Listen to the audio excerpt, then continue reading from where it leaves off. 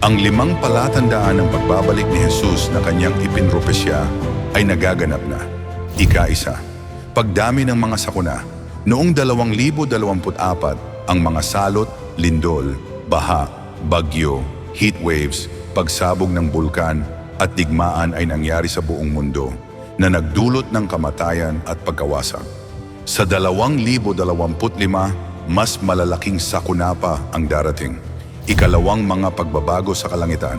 Ang mga kaganapan tulad ng pagsabog ng mga asteroid, 7 araw, 2 buwan, super blue moons at mga kalangitang kulay dugo ay madalas na naganap noong 2024.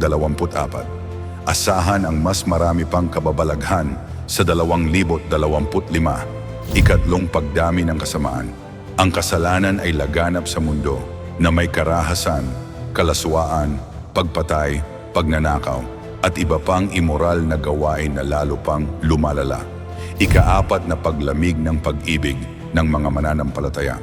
Parami ng parami ang mga mananampalataya na nahuhumaling sa mga kayamanan ng mundo at kakaunti na lamang ang handang maglaan ng oras upang sambahin ang Diyos na nagiging sanhi ng pagkapanglaw ng simbahan.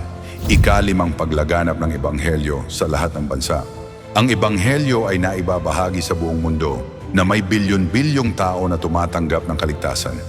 Kung nakikita mo ang mga palatandaang ito, dapat kang maniwala na ang 2025 ay isang mahalagang taon upang salubungin ang pagbabalik ng Panginoon.